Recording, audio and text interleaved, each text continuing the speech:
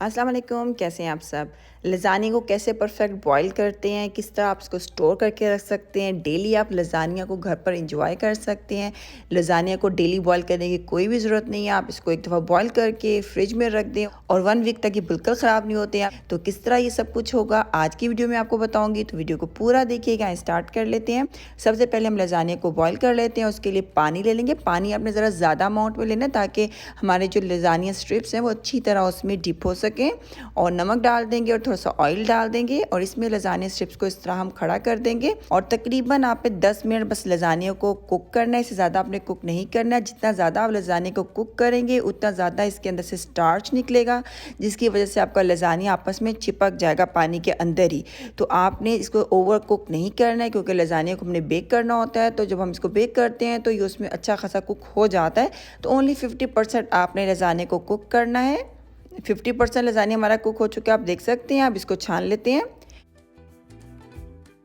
छानने के बाद फ़ौरन से लज़ानिया को आपने टैप वाटर में ज़रूर डालना है, ये बहुत इंपॉर्टेंट है। इस तरह करने से क्या होता है कि लज़ानिया के ऊपर जितना भी एक्स्ट्रा स्टार्च है वो सारा रिमूव हो जाएगा और आप इसको आराम से 1 हफ़्ते के लिए फ्रिज में रख सकते हैं, बिल्कुल भी नहीं चिपकेगा। स्ट्रिप्स या लज़ानिया या पास्ता क्यों चिपकते हैं? क्योंकि ये मैदे के बने हुए होते हैं, इनके अंदर स्टार्च बहुत ज़्यादा होता है और जब इनका स्टार्च अच्छी तरह से वॉश इनके ऊपर से नहीं किया जाता है तो ये आपस में चिपक जाते हैं। तो लज़ानिया को छानने के बाद आपने इस तरह टैप वाटर में 5 मिनट के लिए ज़रूर रखना है।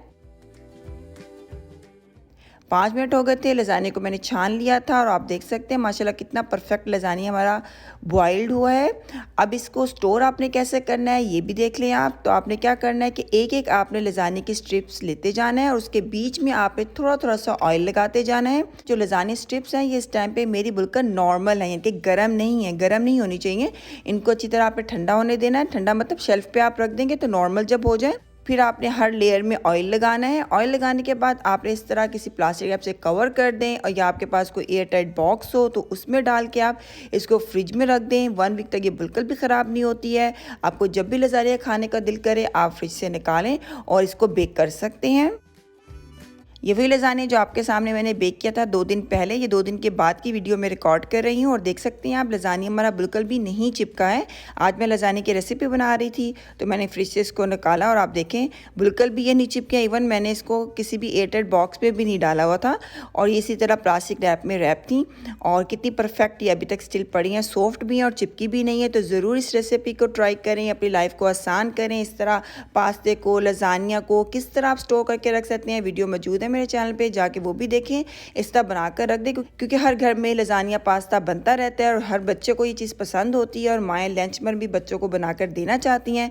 लेकिन सुबह सुबह ये सब चीज़ें बॉयल कौन करे, ये बहुत मुश्किल होता है। तो आप इसको बॉयल करके फ्रिज में रख लें और बच्चों को लंच बॉक्स में आप डेली नई रेसिपी बनाकर दे सकते हैं लज़ानिया की, पास्ता की।